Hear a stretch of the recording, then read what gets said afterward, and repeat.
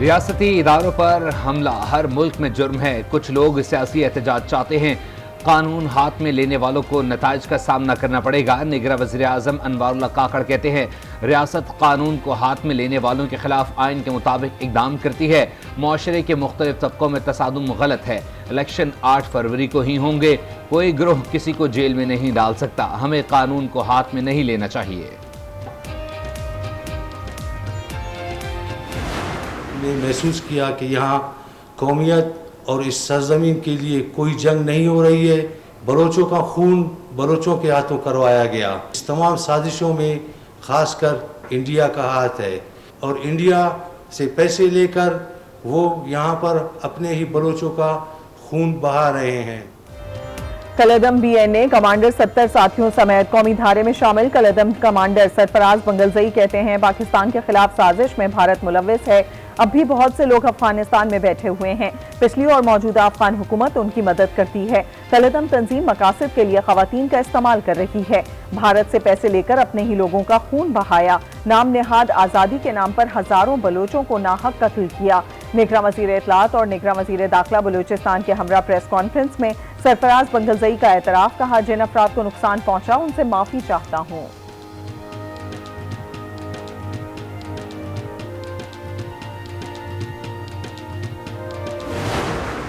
Deputy commander Sarfaraz Bangulzai B N A کے commander بن گئے تھے، لیکن انہیں بھی احساس ہوا کہ دشمن کی سازش کیا ہے۔ ہماری سرزمین کے بیٹے کو بھارت کے مکروہ عزائم کا علم ہونے کے بعد قومی دھارے میں آنے کا سیدھا راستہ بھی مل گیا۔ حکومت قومی دھارے میں آنے والوں کا خیر مقدم کرے گی، غلط فہمیاں اور دوریاں ختم ہونی چاہیے، عالمی برادری بھارت کو دہشت گرد ملک ڈکلیئر کرے، جان اچکزئی کا پریس کانفرنس میں مطالبہ، کہا بھارت کی سازشوں کا بڑا ہدف بلوچستان رہا ہے۔ ایک ایسے شخص کو لانا تھا اقتدار میں جس کے پلے کچھ بھی نہیں تھا، یعنی ہمیں نکالنا تھا، اس کو لانا تھا، یہ ایجنڈا تھا۔ جو ہم پہ گزری سو گزری، ملک پہ گزری ہے، اس کا دکھ میرے خیال ہر پاکستانی کو ہے۔ ہمیں نکالنا اور دوسرے کو لانا ایجنڈا تھا، پاکستان پر جو گزری اس کا دکھ عام آدمی کو بھی ہے۔ جعلی کیسز اب ختم ہو گئے ہیں، قائد نون لیگ نواز شریف کا پارلیمانی بورڈ کے اجلاس سے خطاب، کہا نون لیگ الیکشن کی بھرپور تیاری کر رہی ہے، 3 ہفتے امیدواروں کی جانچ پڑتال میں گزرے، مشکل مرحلوں سے گزر کر آج اس مقام پر پہنچے ہیں۔ نواز شریف نے مانسہرہ کے حلقہ این-15 سے کاغذات نامزدگی حاصل کر لیے، نون لیگ نے ملک بھر میں امیدواروں کو کاغذات نامزدگی جمع کرانے کی ہدایت کر دی۔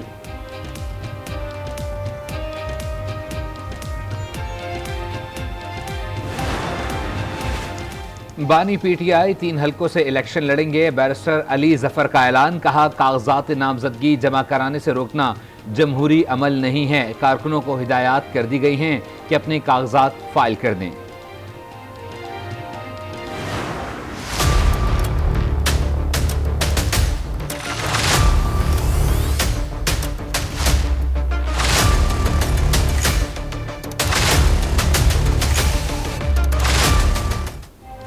ملک بھر میں الیکشن کی گہما گہمی شروع، اسلام آباد کے 3 حلقوں کے لیے اب تک 82 سے زائد کاغذات نامزدگی جاری، راولپنڈی سے چودھری نثار نے کاغذات نامزدگی جمع کروا دیے، شیخ رشید اور شیخ راشد کے کاغذات نامزدگی جمع، رہنما ایم کیو ایم پاکستان مصطفیٰ کمال نے این-اے 242 پر کاغذات نامزدگی جمع کروا دیے، شام 4:30 بجے تک کاغذات حاصل اور جمع کروانے کا وقت مقرر، کاغذات نامزدگی آج سے 22 دسمبر تک متعلقہ آر او آفس میں جمع کرائے جا سکیں گے، امیدواروں کی ابتدائی فہرست 23 دسمبر کو جاری ہوگی، کاغذات نامزدگی کی اسکروٹنی 24 سے 30 دسمبر تک ہوگی، 13 جنوری کو امیدواروں کو انتخابی نشانات الاٹ کیے جائیں گے۔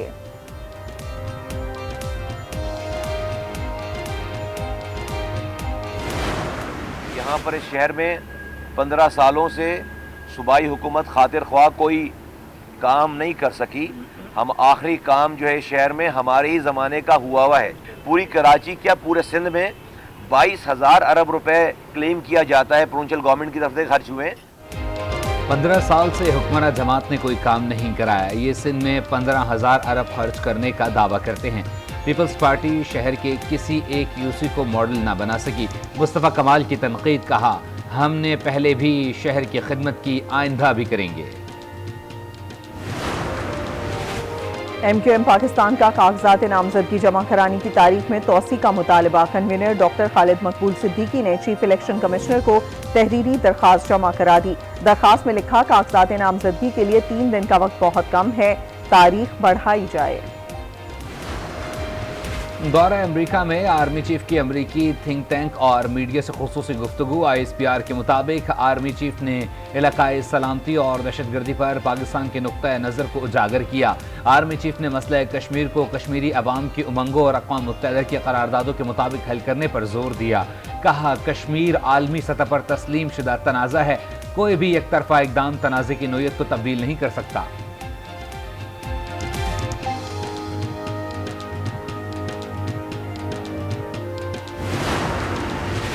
عالمی بینک نے پاکستان کے لیے $35 کروڑ قرض کی منظوری دے دی۔ عالمی بینک نے منظوری رائز ٹو پروگرام کے تحت دی۔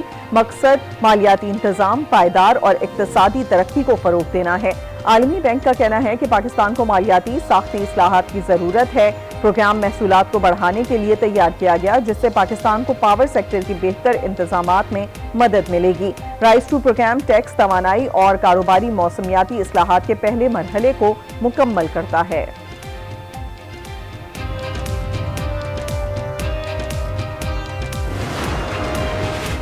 حکومت نے عوام پر ایک اور بجلی بم گرا دیا۔ ڈسکوز کے لیے فی یونٹ قیمت میں ₹1.15 اضافے کی منظوری۔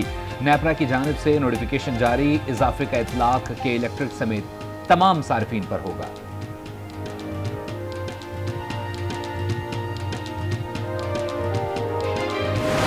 گھر کا جو کام وام چلتا ہے اسی گیس سے، وہ بالکل نہ ہونے کی وجہ سے تو خدا حکومت کو چاہیے کہ عوام کو تھوڑا سا دھیان دے دے، بس کرو کتنا پیٹ بھرا رہے ہو۔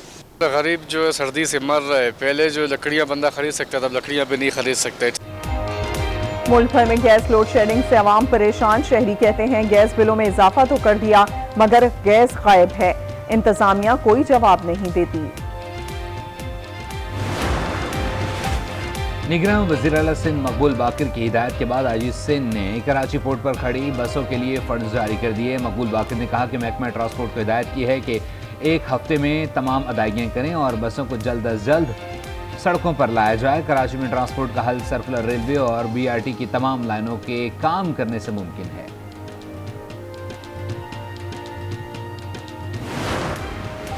اسلام آباد ہائی کورٹ میں آڈیو لیکس کیس، نظم ثاقب اور بشرا بی بی کی درخواستوں پر سماعت۔ اٹارنی جنرل نے وزیر اعظم آفس کی رپورٹ پیش کر دی۔ کہا وفاقی حکومت کی جانب سے آڈیو ٹیپ کی کسی ایجنسی کو اجازت نہیں، اگر کوئی ایجنسی ریکارڈنگ کر رہی ہے تو یہ غیر قانونی ہے۔ ارکان پارلیمان کی آرٹیکل 62(1)(f) کے تحت تاحیات نااہلی کا معاملہ۔ سپریم کورٹ نے تاحیات نااہلی کیس کی سماعت کے لیے 7 رکنی لارجر بینچ تشکیل دے دیا۔ چیف جسٹس قاضی فائز عیسیٰ لارجر بینچ کی سربراہی کریں گے۔ سپریم کورٹ 2 جنوری کو کیس کی سماعت کرے گی۔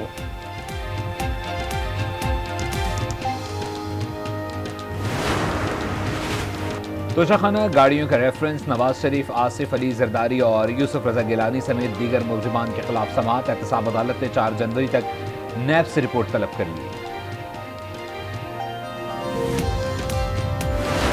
بی جے پی کے لیے الیکشن کمیشن سے میری حلقہ بندی نہیں ٹھیک ہوئی۔ میرے ہوم ٹاؤن کو وزیر آباد کو اٹھا کے 18 کلومیٹر دور کیا گیا ہے جہاں سے میں ووٹ لیتا ہوں۔ جو اڈیالہ جیل میں اپنے جرائم کی وجہ سے بند ہے، وہ موصوف دیسی مرغی بھی کھاتے ہیں، سائیکل بھی چلاتے ہیں۔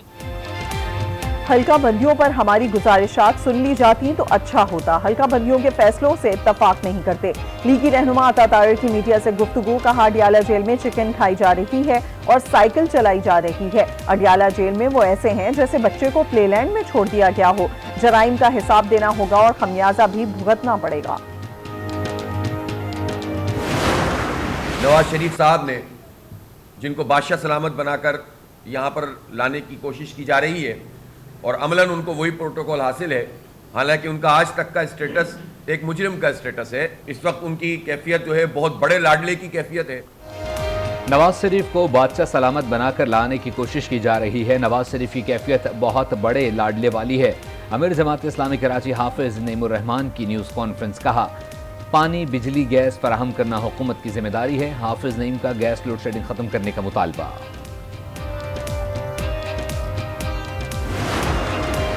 Chairman joint chief of staff committee general Sahir Shamshad Mirza کا دورہ اردن، شاہ عبداللہ دوئم سے ملاقات، باہمیوں اور پیشہ ورانہ دلچسپی کے امور اور علاقائی سیکیورٹی صورتحال پر بات چیت کی۔ میں بھی پائلر ہوں، اور عام آدمی اگر پائلر ہو جائے نا تو حکومت کو کوئی فائدہ ہوگا، اور اس کو اپنی جو اس کی آمدن یا نقصان ہو اس کا بھی اس کو پتہ چلے گا۔ نان فائلر تو دیکھیں سب سے پہلے یہ چیز ہے کہ وہ ٹیکس پے نہیں کرتے، یا ایک تو اینولی رجسٹر نہیں ہوتی ایف بی آر کے اندر، تو اس کا امپیکٹ یہ پڑتا ہے کہ وہ معیشت کے اندر ایک بڑا امپیکٹ آتا ہے، اور اسی کی وجہ سے ہماری جو اکنامی ہے وہ ڈاؤن جا رہی ہے۔ ٹیکس ادا ہوگا تو ملکی معیشت مستحکم ہوگی، شہری کہتے ہیں نان فائلر ٹیکس چور ہیں اور ملکی معیشت پر بوجھ ہیں، نان فائلرز کو چاہیے سب سے پہلے فائلرز بنیں، اس سے ملک کو فائدہ ہوگا۔ اسپیڈو 20 روپیز چارج کرتے ہیں، اس وجہ سے اسپیڈو پہ اتنا رش ہوتا ہے، اگر رکشے والے بھی 20 روپے کر دیں نا تو اسپیڈو پہ رش کم ہو جائے۔ جتنی پہلے تھی انہوں نے اتنی رکھی ہوئی ہے، انہوں نے کم نہیں کی، پیٹرول کم ہونے کے باوجود بھی اتنی ہی ہے۔ یہ ایکشن کوئی بھی نہیں لے رہا ہے، اسی طرح ہے، جو ریٹ ہے اسی طرح، کوئی چیز نہیں بدلی۔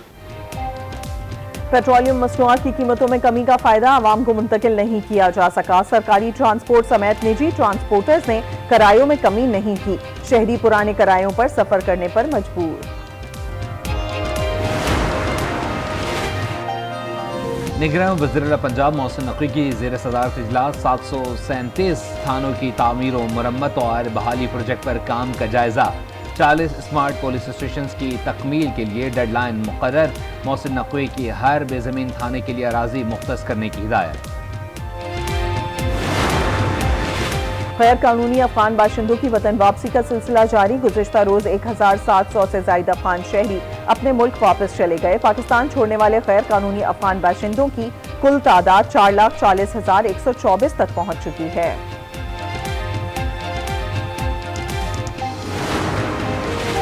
مظفر آباد میں دلچسپ اور منفرد نمائش، بچوں نے ماڈلز اور فن پاروں کے ذریعے ماحولیاتی آلودگی کے اثرات، جدید ٹیکنالوجی اور توانائی کے متبادل ماحول دوست ذرائع کے استعمال سے متعلق شعور اجاگر کیا۔